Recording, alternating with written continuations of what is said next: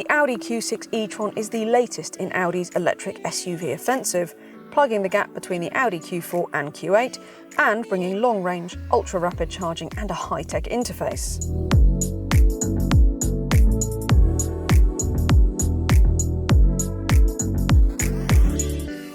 But it is not just another mid-sized Audi electric SUV. I mean, obviously being about 4.8 metres long, just under, it is the mid-sized Audi electric SUV, so it's taking on iX3, iX, Mercedes EQE SUV, Tesla Model Y inevitably, Polestar 3, so it's got lots of competition. What's interesting about this car is that it's got a new platform, it's called the PPE platform, that's got nothing to do with face masks. It's a new platform that also sits underneath the Porsche Macan, so you're getting 800 volt ultra rapid charging, lots of high-tech features and long range.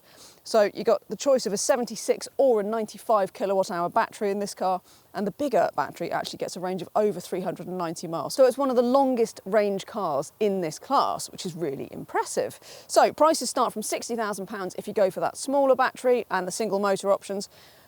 This is the mid-spec Quattro with the bigger battery, so you're talking about sort of mid-70,000s for this car, or prices go right up to well over 90,000 if you want the top-spec Audi SQ6.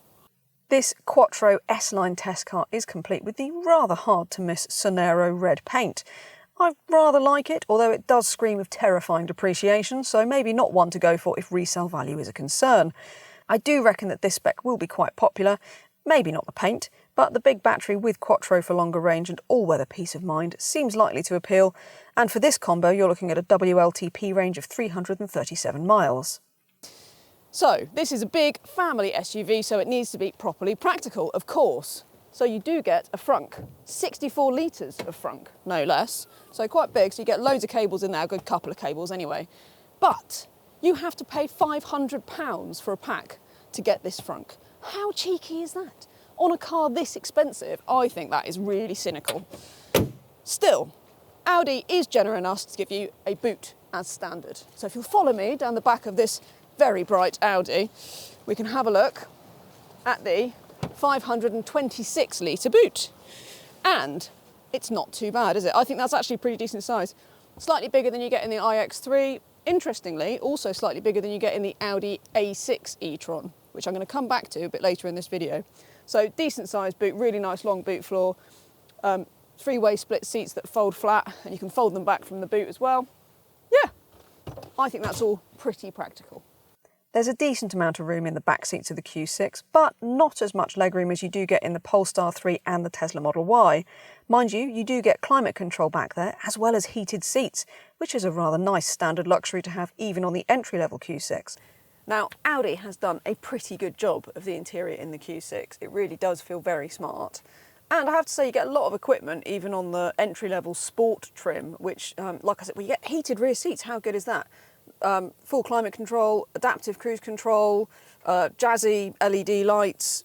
You get everything, really, that you're going to specifically want. Heated seats.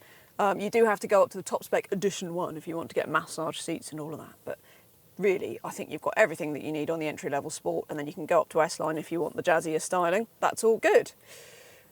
Every Q6, as you would expect, gets an abundance of touchscreens. I mean, it is a wall of screen when you get into this car. And you do sort of feel quite, because you can sit quite low if you want to, which is great, you do feel quite ensconced. You're kind of surrounded by screens. And I don't mind that, that's okay. Manual adjustment, which on a car that's got, you know, augmented head-up display and you know, all kinds of high-tech wizardry, does feel peculiarly old school. I like the little slim steering wheel, not so in love with the haptic touch buttons on the steering wheel, which you can hit by accident. I accidentally called somebody yesterday. When you got your phone connected, you got your phone numbers up there. It's just a bit too easy to do something stupid by accidentally activating something on the steering wheel. But there you go. Probably BMW, certainly the iX has a nicer interior in terms of the perceived quality and the materials. Some of the materials lower down in the Audi, just a tiny bit, maybe not what you expect of a car at this price, but certainly the touchscreen, which is pretty easy to use, incredible graphics, has all of the features that you want. You can even get an optional passenger screen if you want. It really is pretty impressive. So yeah, I do think the interface is great. Generally, really nice interior. As for rapid charging times, even the smaller battery Q6 charges at up to 260 kilowatts, while the big battery manages a fraction more at 270.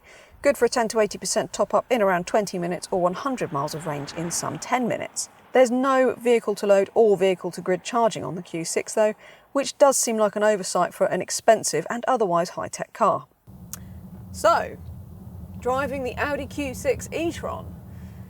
It is, well, I have to say, I'm not blown away by the way this car drives. I don't think that the way the Q6 goes down the road is why you're going to buy it. I think the range is one of the reasons you're going to buy it, because for this money, the iX3 and the BMW iX are considerably shorter range. Mind you, you've got things like the Polestar 3, that's up there for range with this and that kind of thing, so it does have similar competition. I think my problem with the way the Q6 drives is just that it does feel very heavy. You've got your variable drive modes down here, which you can toggle through with the drive select button, individual, dynamic, comfort, efficiency, all of that stuff. There's even an off-road plus if you want.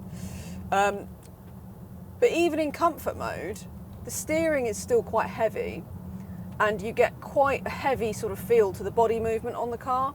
It's not uncomfortable. You get quite nice long wave suspension movement. There's quite chunky sidewalls on the tyres, so it's got quite a nice sort of spongy ride. So I don't dislike the car. I just find that I think I wanted it to be a bit lighter on its feet, to feel a little bit more alert and a bit more pointy, but I find it's quite lead-footed. It's not a car that I drive and think, oh, I'm really loving this, this is great. It's confident, it's smooth enough, it's quiet enough, although I'm a bit surprised by how much tyre and wind noise you get at motorway speed, so that's another little factor that I was a bit sort of underwhelmed by. I would also like it to be a bit easier to change the assistance settings. So there is a button on the end of the stalk which is a long press and that turns lane keep off and on. That's the important one when you're on little country roads like this. I think it is quite important that you can turn it off and on easily, so that's good. But the speed limit warning and various other bits and pieces are a bit hidden in the screen. That's a bit annoying. Climate control also in the screen, but it's always visible, and actually the voice control. So you get also got Alexa voice control, meant to mention that. That's quite a nice feature. And the voice control is pretty good, so you can change the temperature pretty easily that way. So it's not the end of the world, that, I don't think. Like I said, I really like this slim little steering wheel. I think that does help to make it feel quite nice to drive. But it's fine, it's fast, 382 brake horsepower, 5.9 seconds for this big battery. It's called the performance battery, Quattro model. So, I mean, it's fast enough. For what it's worth, I would go for the single motor. I'd go rear wheel drive, big battery, and that gets you the longest range, decent value, and it's still 6.6 seconds to 62. I think it's about 320 brake horsepower for that model. So it's not slow. Stick some winter tyres on it and you're golden. It will do all weather, peace of mind, absolutely perfectly. It'd be great. So that would be what I would do, I think, rather than going for the more expensive, even heavier Quattro, because it is a heavy car, Q6. What is good, and a big selling point for the Q6, is that it can tow. It can tow well. So 2 tonnes for the single motor or 2.4 tonnes for the dual motor. It's really good, isn't it? That makes it one of the best electric towing cars out there, so that's pretty cool. Costs you £1,000, but you can obviously get a retractable tow bar on the back, and that is also good for your bike carriers when you've got all the kids in the car to get on holiday, to Centre Parks probably, and why not? So yeah, so that is a good feature of the Q6.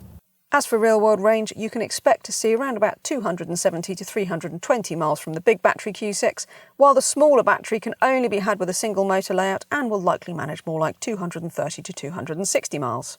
I did say earlier I would mention the A6, and well, that is because the A6 gets the same platform, the same interior tech and interface, the same ultra-rapid charging and long range, but, well, I think it's quite a bit better to drive. So do check that one out before you decide to go for the Q6.